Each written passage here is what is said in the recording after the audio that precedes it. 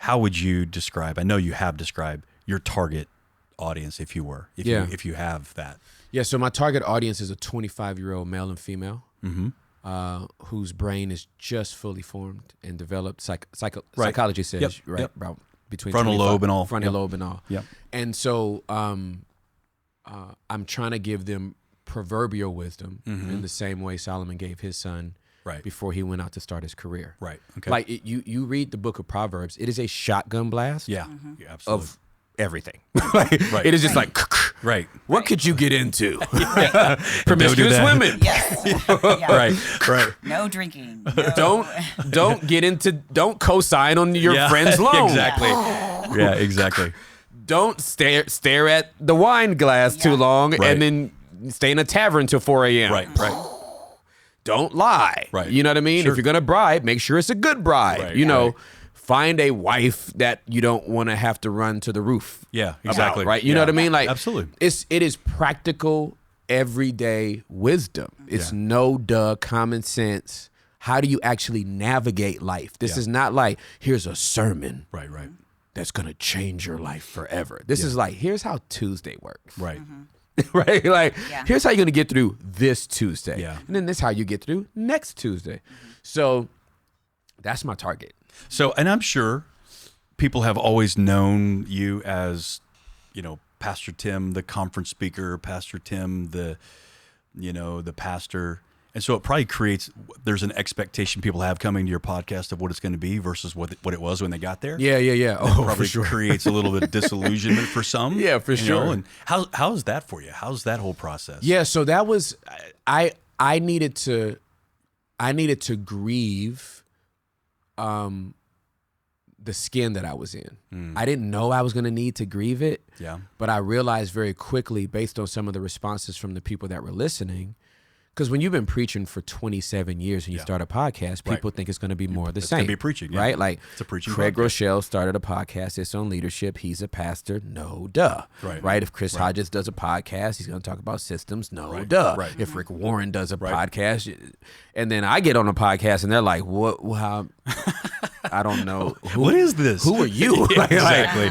And you clearly couldn't have been the same guy that was preaching at my conference. And I'm like, same guy. Right. I promise you it's the same guy. So I had to actually grieve that skin I was in because Preacher Tim, he knew exactly what he was going to communicate to his audience, and he knew exactly, almost to the T, how his audience was going to respond.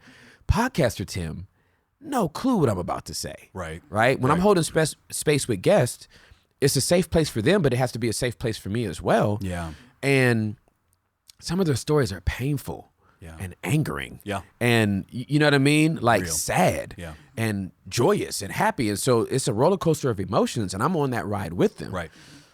Because Preacher Tim speaks a lot.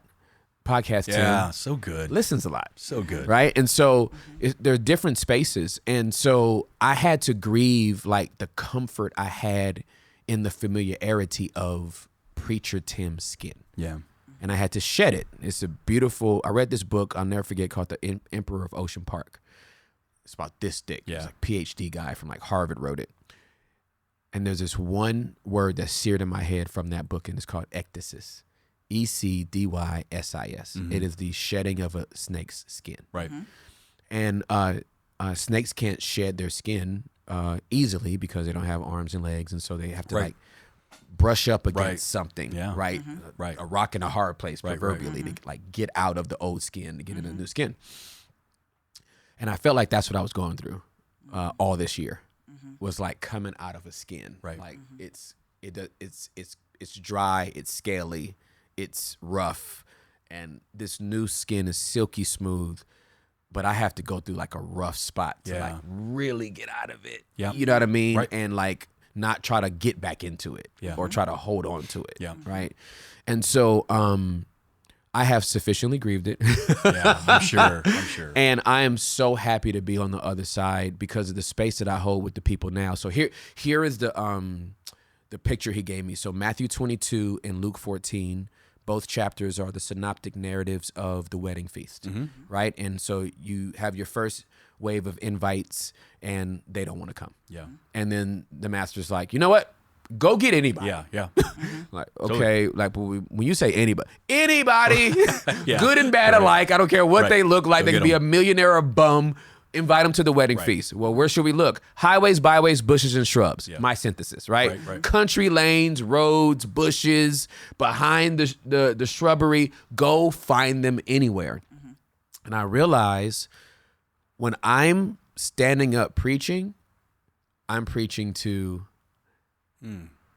the banquet room. Yeah. But when I'm sitting down podcasting, Right. I'm preaching to the bushes. Wow. And people are peeking their head out of those bushes and going, "What did you say?" And I'm like, "Yeah, come on." Right. Come on. Right. I don't. Have you seen the iconic Homer Simpson bush meme? Yeah. When he just like just fades into the bush. Yeah. fades into the bush. Yeah. When I read Matthew 22:14, the Lord gave me that picture. Like it came back. So I sent it to my whole staff. I sent the gift to them, and I was like, "Hey, this is who we're going after. We're going after Homer, right? Right. Highways, byways, bushes, and shrubs." And the Holy Spirit said, "That's exactly right, Tim.